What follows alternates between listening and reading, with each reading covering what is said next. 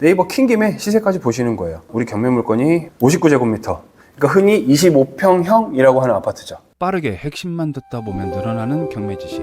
재보경. 가격수입니다. 제일 싼 게 3억 4,500. 4억까지도 있네요. 4억 1,000. 가격 차이가 꽤 나네요. 97년식이잖아요. 사실 나이가 꽤 됐죠. 그러다 보면 가격이 싼 건 아무래도 좀 낡은 형태일 것이고, 지금 4억 2천이 넘어가는 건 아무래도 좀 수리가 된 거겠죠. 그 정도의 가격 차이가 있을 수 있어요. 그리고 또 하나, 아파트의 가격 차이가 나는 대표적인 것, 층수. 그러면 몇 층이 저렴할까요? 1층. 1층. 또 맨 꼭대기층. 맨 꼭대기층. 보통 이거를 우리가 이제 아파트 기준으로 하한가라고 말을 하거든요. 하한가가 되는 기준이 뭐냐면 최저층 3개층 정도, 그리고 최상층 2개층 정도. 보통 그렇게 판단을 합니다. 그래서 같은 아파트, 같은 동에 같은 라인이라고 하더라도 밑에 1, 2, 3층은 좀 저렴해요. 그리고 맨 꼭대기 2개층 정도는 좀 저렴합니다. 그리고 그 사이에 껴있는 것들은 이제 일반 가격. 보통 아파트는 그렇게 생각하시면 돼요. 자, 그러면 우리 아파트 몇 층인지 보죠. 13층이네요. 그러면 얘가 일반 층인지 꼭대기 층인지 확인해 봐야겠죠. 이것도 네이버 지도에서 확인해 볼 수 있습니다. 지도 확대해 보시면 이렇게 보입니다. 자, 얘는 16층, 얘는 19층. 그 옆에 있는 요거는 라인, 호수예요. 여기가 1호 라인이라는 거야. 여기가 2호 라인. 여기는 6호 라인이겠죠. 3호부터 3, 4, 5, 6, 4개겠네. 이런 것도 지도를 보고 판단하실 수 있어요. 그래서 얘네가 이렇게 구분해서 나눠주는 거예요. 안 그러면 심플하게 여기 1, 여기 6만 적으면 되잖아. 이게 구분이 되어 있기 때문에 지도에도 이렇게 표기가 되는 거예요. 이것도 참고해서 보실 수 있어요. 그러면 우리 거는 아까 몇 호였지? 4호 라인이네요. 4호 라인에 13층이니까 딱 턱걸이로 걸리네. 일반 층에는 들어갈 수 있을 것 같아요. 저렴한 가격은 피할 수 있을 것 같아요. 그러면 입지 괜찮고 시세, 그러면 저라면 한 4억 정도 볼 것 같거든요. 4억 정도? 그 정도 보고 나머지 이제 권리 분석을 해봐야죠. 어때? 시세랑 위치 봤으면 뭐 딱히 뭐 별로 더 볼 거 없잖아요. 만약에 조금 더 디테일하게 들어가신다면 여기서 더 보실 건 전세 가격 정도도 보시는 것도 괜찮아요.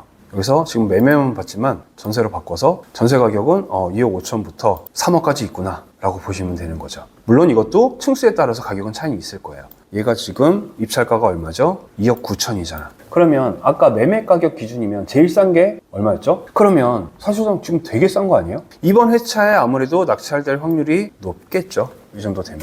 이 가격대에 낙찰하는 게 괜찮은지 이제 좀 분석을 해봐야겠죠. 자, 그럼 권리 분석 가보시죠. 자, 이렇게 해놓고 볼게요. 자, 일단 첫 번째, 임차인 안모 씨는 22년 2월 4일부터 전입을 하고 있었네요. 그리고 확정 일자는 그보다 전에 받았어요.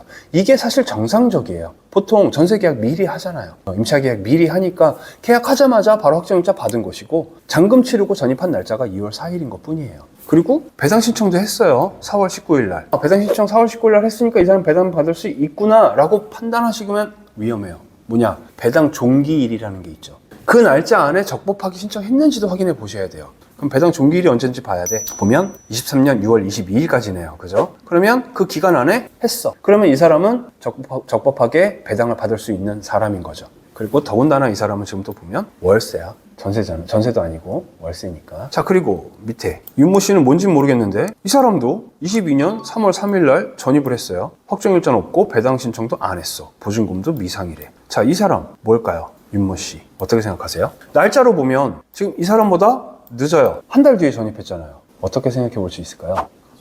그게 좀 합리적인 의심 아닐까요? 근데 만약에 여기가 전입 날짜가 22년이 아니라 예를 들면 2010년이야. 그렇다면 어떨까요? 너무나 오래전이야. 이렇다면 어떻게 한번 생각해 볼 수 있을까요? 돈이 살고 간 사람이 안 빼는. 그런 경우들도 있어요. 특히 어떤 케이스가 그런 경우가 있냐면 전세 살다가 내 집 사서 가는 사람들. 근데 어쨌든 이 사람은 지금 이 부동산에는 2명의 임차인이 있고, 자, 그럼 이 사람들이 배당을 받아갈 수 있고 우리가 낙찰을 받았을 때 얘네들을 안을 위험이 있는지 없는지 판단한 날짜는 뭐예요? 바로 밑에 근저당이죠. 우리은행이죠. 우리은행의 근저당이 언제 설정되느냐? 21년 11월 5일. 자, 그러면 지금 근저당과 임차인 중에 빠른 건 누구예요? 근저당이 빠르죠. 자, 그렇다면 임차인은 대항력이 있을까요? 없을까요? 대항력은 없죠. 근저당보다 늦은 전입과 확정이기 때문에 임차인은 대항력이 없습니다. 그러면 우리 이거 입찰해도 돼야 한대요? 되는 거죠. 임차인에 대한 걱정은 전혀 안 해도 되는 거죠. 더군다나 사실상 여러분들이 만약에 이 아파트에 월세를 살고 있다고 생각해 보세요. 월세를 살고 있는데 집이 경매 들어갔대. 월세 내실 거예요, 안 내실 거예요? 내죠, 대부분. 당박이 안 내요. 그리고 월세만 안 내는 사람이면 양반이야. 관리비도 안 내는 사람들도 생겨요. 관리비도 안 내고. 관리비도 보통 아파트는 공용관리비랑 개인관리비랑 합쳐서 나오잖아요. 우리가 낙찰을 받으면 그 밀린 미납 관리비는 낙찰자에게 가거든요. 낙찰자가 내야 돼요. 인수해야 돼요. 자, 근데 공용관리비가 있고 민간관리비가 있는데, 자, 공용관리비? 그럴 수 있다 쳐. 민간관리비까지 낙찰자가 떠안는다라는 거 좀 불합리하지 않을까요? 그래서 아파트 관리비는 공용 부분과 민간 부분이 있다면 민간 부분은 인수가 되지 않아요. 간혹 아파트 관리소장이 다 내라고 얘기할 겁니다. 여기까지 밀린 게 1,000만 원이니까 다 내세요. 이거 안 내시면 키 못 드립니다. 입주 못 시켜드립니다. 막 이래요. 민간 관리비는 내가 일단 낼 필요가 없어요. 낼 필요 없고. 그리고 또 하나. 물론 그럴 일은 좀 드물긴 하지만 굉장히 오랫동안 공용관리비를 미납하셨어. 그래서 이게 막 한 5년치가 막 밀려 있어요. 그럴 경우에는 그 5년치의 공용관리비를 다 인수하는 게 아니고요. 최근 3년치만. 사실은 그렇게 인수가 돼요. 그래서 낙찰 받는 사람이 전부 다 인수할 필요는 없다라고 생각하시면 됩니다. 자, 이렇게 됐으면 그러면 이제 권리상으로도 이 집은 문제 없네요. 그죠? 그러면 이제 뭐가 남을까요? 이 집을 우리가 얼마를 쓸까만 생각해 보면 되지 않을까요? 얼마를 써야만 될까? 자, 이게 이제 중요한 건데 처음부터는 좀 귀찮더라도 여기 일일이 다 기입을 하시는 게 좋아요. 그 사건에 대해서. 내가 나중에 얘만 이렇게 뭐 딱딱 뭐 인쇄를 하든 캡처를 하시든 보기도 더 편하시거든요. 자, 그 다음부터 여기서부터가 직접적으로 내가 다 입찰을 해야 되는 것들인데 이거 감정 가격 얼마였죠? 4억 1,500이었네요. 그죠? 복사해서 2회차 때 얼마인지, 그 다음에 얼마인지, 그 다음에 얼마인지. 여기는 서울, 부산 20%씩 내려갈 경우, 기타 지역은 30% 이렇게 다 해놨어요. 해놨으니까 감정가만 입력하시면 됩니다. 그 다음에 여기서부터가 노가다야 이제. 자, 일단 아파트는 시세가 너무 많아. 일단 대표적으로 KB 시세. KB 시세 혹시 뭔지 아세요? 빌라의 KB 시세 있나요? 단독주택의 KB 시세 있나요? KB 시세는 오로지 아파트에만 있어요. 그것도 가끔 동 하나짜리 아파트 있죠. 흔히 우리가 이제 나홀로 아파트라고 말하는 것들. 걔네들은 있는 경우도 있지만 거의 없어요. 단지형 아파트에만 있는 것이다 라고 보시면 돼요. 근데 사실상 이 KB 시세가 왜 중요하냐면 아파트를 담보로 대출을 신청을 하면 은행에 가서 무조건 KB 시세 기준이에요. 예를 들어서 KB 시세가 5억인 아파트를 내가 7억 주고 샀어. 그럼 7억에 80% 대출 나올 줄 알았는데 은행 가보면 5억에 70% 주는 거예요. 아파트는 무조건 KB 시세 기준입니다. 그래서 우리가 아파트를 낙찰을 받고 나중에 판매를 하고 뭐 전세를 두고 뭐 하려면 이 KB 시세를 기준으로 대출을 일으킬 것까지 감안을 해야 되기 때문에 KB 시세도 같이 조사하셔야 돼요. 나오네요. 자, 얘를 눌러서 타입이 얘는 아까 단일 형태였잖아요. 아닐 경우에는 여기서 꼭 선택을 하셔야 됩니다. 여기서 선택하셔야 되고 얘는 뭐 선택할 필요 없이 눌러보면 뭐가 나오냐면 매매 일반가 그리고 밑에 보면 상위 평균가 하위 평균가가 있어요. 이게 뭐냐? 일반가는 아까 우리가 얘기했던 일반 층들 1, 2, 3층 아니고 맨 꼭대기층 아닌 것들은 여기에 포함이 돼요. 그리고 밑에 1, 2, 3층은 어디에 포함돼? 여기에 포함됩니다. KB 시세만으로도 4천만 원이나 차이가 나요. 그러니까 만약에 우리가 낙찰을 받은 뒤에 나중에 은행 가서 정상적인 대출을 받는다라고 하게 되면 우리 기준 가격은 무엇이 되겠어요? 이 금액이 되는 겁니다. 4억 천. 실거래가도 있지만 실거래가는 굳이 여기서 별로 안 보니까 넘어가셔도 돼요. 자, 일단 KB 시세는 됐어요. 자, 그 다음에 이제 보셔야 될 게 이제 실거래. 실거래는 어디 가서 보는 게 좋을까요? 혹시 아는 곳 있으신가요?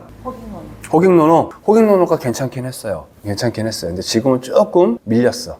아실. 근데 아실 몇 번 들어가 봤는데 너무 어렵더라고요. 근데 좀 복잡한데 그 이유는 너무나 많은 정보들이 들어있어서 그래요. 진짜. 일단 대표적으로 서울만 봐도 보면 이렇게 지금 색깔 들어있는 줄들 있죠. 여기죠. 이게 지금 계획되어 있는 지하철 혹은 열차들에 대한 것들도 다 나와요. 또 이런 것들도 나와 있고 그 다음에 조금 이제 확대해 보면 뭐가 있냐면 자 보시면 이런 것들 보이시나요? 이런 것들 이런 거 지금 뭐 이렇게 선 그어져 있는 거 있죠.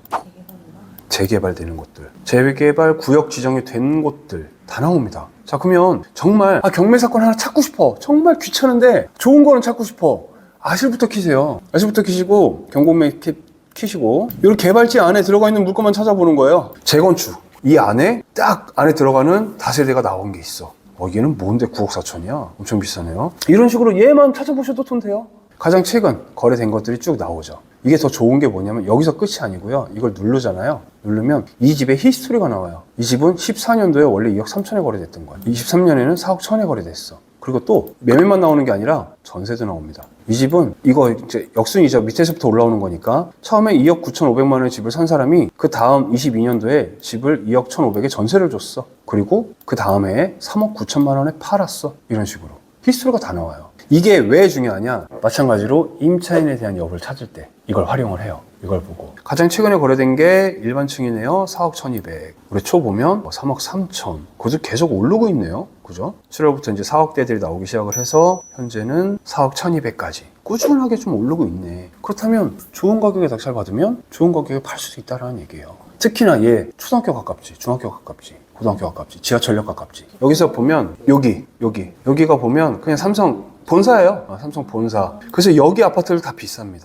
제가 생각하는 희망 낙찰 가격은 최소 실거래가의 85%를 기준했다라는 거예요. 이거 역시도 사실은 개인의 의견이 좀 많이 들어가요. 근데 저 같은 경우는 매물 가격보다는 일단 싸야 되잖아. 최대 실거래가로 잡을 때도 있어요. 이게 지금 위에 보면 최대 실거래가가 4억 9천이고 최대가 5억 250만 원.